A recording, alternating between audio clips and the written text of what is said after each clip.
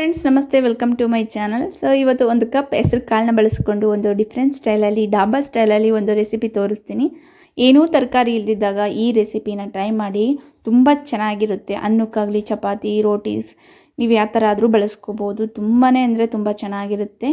So ಇಲ್ಲಿ ನಾನು ಒಂದು ಕಪ್ ಹೆಸರು ಕಾಳು ತೊಗೊಂಡಿದ್ದೀನಿ. ನೀವು ಬೇಕು ಅಂದರೆ 2 ಕಪ್ಸ್ ಆದರೂ ತೊಗೋಬೋದು. ಇದು ನೆನಾಕ್ದಾಗ 1 to ಡಬಲ್ ಆಗುತ್ತೆ. ನೋಡಿ, ನಾನು ನಾಟಿ ಹೆಸರು ಕಾಳನ್ನ ಬಳಸ್ತಾ ಇದ್ದೀನಿ, ಅದಕ್ಕೆ ಅಷ್ಟು ಚಿಕ್ಕದಾಗಿದ್ದಾವೆ. ಹೈಬ್ರಿಡ್ ಕಾಳಾದರೂ ಯಾವಾದರೂ ಯೂಸ್ ಮಾಡ್ಕೋಬೋದು ಇದಕ್ಕೆ. ಸೊ ನಾನು ವಿಲೇಜಲ್ಲಿ ಬೆಳೆದಿರೋರ ಹತ್ರ ನಾನು ತೊಗೊಂಡಿರೋದು. ಸೊ ನಾಟಿ ಕಾಳನ್ನ ಇದನ್ನು ಒಂದು ನೈಟ್ ನೆನಾಕಿ ಬೆಳಗ್ಗೆ ಮಾಡ್ಕೋಬೋದು. ಇಲ್ಲ ಅಂತಂದರೆ ನೀವು ಡೇ ಅಲ್ಲೇ 6 to 7 hours ನೆನಾಕಬೇಕು. ಚೆನ್ನಾಗಿ ನೆಂದ್ರೇ ಅವು ಚೆನ್ನಾಗಿ ಬೇಯುತ್ತೆ, ಹಾಗೆ ಟೇಸ್ಟು ಬರುತ್ತೆ. ಸೊ ನೆಂದಿದೆ ನೋಡಿ.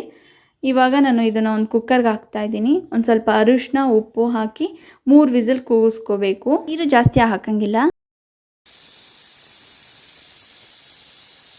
3 ಕೂಗಿದೆ, ತಣ್ಣಗಾಗಿದೆ. ನೋಡಿ ಎಷ್ಟು ಚೆನ್ನಾಗಿ ಬೆಂದಿದೆ ಅಂತೇಳಿ. ಈ ಥರ ಬೆಂದ್ರೇ ಚೆನ್ನಾಗಿರುತ್ತೆ. ಇವಾಗ ಇದಕ್ಕೆ ಒಗ್ಗರಣೆ ಹಾಕೋಣ. ಒಂದು ಬಾಣಲಿಗೆ ಒಂದು ಸ್ವಲ್ಪ ತುಪ್ಪ, ಎಣ್ಣೆ ಹಾಕ್ತಾಯಿದ್ದೀನಿ. ನೀವು ತುಪ್ಪ ಬೇಕು ಅಂತಂದರೆ ಹಾಕೋಬೋದು, ಇಲ್ಲಾಂದರೆ ಇಲ್ಲ, ಆಪ್ಷನಲ್ ಅದು. ಹಾಕಿದ್ರೆ ಚೆನ್ನಾಗಿರುತ್ತೆ. ನೋಡಿ, ಇವಾಗ ಎಣ್ಣೆನೂ ತುಪ್ಪ ಕಾದಿದೆ. ಸೊ ಇವಾಗ ಇದಕ್ಕೆ ಸಾಸಿವೆ, ಜೀರಿಗೆ ಹಾಕ್ತಾಯಿದ್ದೀನಿ. ಹಾಗೆ ಬೆಳ್ಳುಳ್ಳಿನ ಕ್ರಷ್ ಮಾಡಿ ಇಕ್ಕಿರೋ ಅಂಥ ಬೆಳ್ಳುಳ್ಳಿ ಹಾಕ್ತಾಯಿದ್ದೀನಿ. ಆವಾಗಲೇ ಚೆನ್ನಾಗಿರುತ್ತೆ. ಹಾಗೆ ಚಿಕ್ಕದಾಗಿ ಹಚ್ಚಿಟ್ಟಿರೋ ಅಂಥ ಒಂದು ಸ್ವಲ್ಪ ಶುಂಠಿ ಹಾಕ್ತಾಯಿದ್ದೀನಿ. ಹಾಗೆ ಕಟ್ ಮಾಡಿರೋ ಅಂಥ ಒಣಮೆಣ್ಸಿಕಾಯಿ.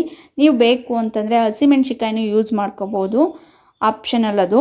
ಬೇಕು ಅಂದರೆ ಯೂಸ್ ಮಾಡ್ಕೋಬೋದು, ಇಲ್ಲ ಅಂತಂದರೆ ಇಲ್ಲ, ನಾನಿಲ್ಲ ಹಾಕ್ತಿಲ್ಲ. ಸೊ ಇವಾಗ ಹಾಗೆ ಕಟ್ ಮಾಡಿರೋ ಅಂಥ ಚಿಕ್ಕದಾಗಿ ಕಟ್ ಮಾಡಿರೋ ಅಂಥ ಈರುಳ್ಳಿನೂ ಹಾಕಿ ಒಂದು ಸ್ವಲ್ಪ ಬೇಯೋದಕ್ಕೆ ಮಾತ್ರ ಹಾಕ್ತಾಯಿದ್ದೀನಿ.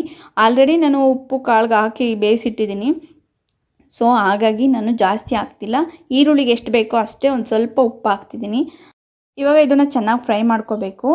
ಇವಾಗ ಫ್ರೈ ಆಗಿದ್ದಕ್ಕೆ ಮೀಡಿಯಮ್ ಸೈಜ್ 2 ಟೊಮೊಟೊ ಚಿಕ್ಕದಾಗಿ ಕಟ್ ಮಾಡಿ ಹಾಕ್ತಾಯಿದ್ದೀನಿ. ಅದನ್ನು ಫ್ರೈ ಆದಮೇಲೆ ಒಂದು ಸ್ವಲ್ಪ ಖಾರದ ಪುಡಿ, ಧನಿಯಾ ಪೌಡ್ರು, ಹಾಗೆ ಜೀರಿಗೆ ಪೌಡ್ರು ಹಾಕಿ ಚೆನ್ನಾಗಿ ಮಿಕ್ಸ್ ಮಾಡಬೇಕು. ಸೈಡಲ್ಲಿ ಎಣ್ಣೆ ಬಿಡೋದಾಗ ಒಂದು ಸ್ವಲ್ಪ ಮೀಡಿಯಮ್ ಫ್ಲೇಮಲ್ಲಿ ಫ್ರೈ ಮಾಡ್ಕೋಬೇಕು. ಸೊ ನೋಡಿ, ಆಗಿದೆ. ಇವಾಗ ಇದಕ್ಕೆ ಬೇಯಿಸಿಟ್ಟಿರೋಂಥ ಹೆಸರು ಕಾಳ್ದು ಏನಿದೆ ಪೇಸ್ಟು, ಅದನ್ನು ಹಾಕ್ತಾಯಿದ್ದೀನಿ.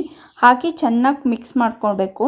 ಇದಕ್ಕೆ ಆಲ್ರೆಡಿ ನಾವು ಉಪ್ಪು ಹಾಕಿರೋದ್ರಿಂದ ಹಾಕ್ತಿಲ್ಲ. ನೀವು ಬೇಕು ಅಂತಂದರೆ ಒಂದು ಸ್ವಲ್ಪ ಉಪ್ಪು ಆ್ಯಡ್ ಮಾಡ್ಕೋಬೋದು. ಟೇಸ್ಟ್ ನೋಡಿಕೊಂಡು ಆ್ಯಡ್ ಮಾಡ್ಕೊಳೋದು ಬೆಸ್ಟು. ಖಾರದ ಪುಡಿನೂ ಅಷ್ಟೇ, ನಿಮಗೆ ಎಷ್ಟು ಬೇಕೋ ಅಷ್ಟೇ ನೋಡಿಕೊಂಡು ಹಾಕ್ಕೊಳ್ಳಿ. ಇದನ್ನು ಒಂದು ಸ್ವಲ್ಪ ಹೊತ್ತು ಎಣ್ಣೆಯಲ್ಲಿ ಫ್ರೈ ಮಾಡ್ಕೊತಿದ್ದೀನಿ. ಆದಮೇಲೆ 1 ಕಪ್ಪು ವಾಟ್ರ್ ಹಾಕ್ತಾಯಿದ್ದೀನಿ. ನೀವು ಬೇಕು ಅಂತಂದರೆ ಜಾಸ್ತಿ ಹಾಕೋಬೋದು. ತೀರಾ ತೆಳ್ಳಗಿದ್ರೂ ಚೆನ್ನಾಗಿರಲ್ಲ, ಹಾಗಂತ ತೀರಾ ಗಟ್ಟಿಗಿದ್ರೂ ಚೆನ್ನಾಗಿರಲ್ಲ. ನೋಡಿಕೊಂಡು ಬೇಕು ಅಂತಂದರೆ ಮಾತ್ರ ನೀರು ಹಾಕ್ಕೊಳ್ಳಿ. ಸೊ ನೀರು ಹಾಕಿ ಚೆನ್ನಾಗಿ ಕುದಿಸ್ತಾ ಇದ್ದೀನಿ. ಚೆನ್ನಾಗಿ ಕುದ್ದಿದೆ ನೋಡಿ. ಇವಾಗ ಇನ್ನೇನು ಇಳಿಸ್ತೀವಿ ಎಂಬ ಟೈಮಲ್ಲಿ ಒಂದು ಚಿಕ್ಕದಾಗಿ ಕಟ್ ಮಾಡಿರೋಂಥ ಕೊತ್ತಂಬರಿ ಸೊಪ್ಪು ಹಾಕಿ ಚೆನ್ನಾಗಿ ಮಿಕ್ಸ್ ಮಾಡ್ತಾಯಿದ್ದೀನಿ. ಅಷ್ಟೇ ನೋಡಿ, ರೆಡಿಯಾಗೋಯಿತು. ತುಂಬಾ ರುಚಿಯಾಗಿರೋ ಅಂಥ ಮೂಂಗ್ ದಾಲ್ ತಡ್ಕ ಆರ್ ಮೂಂಗ್ ದಾಲ್ ಕರ್ರಿ ರೆಡಿಯಾಗೋಯಿತು.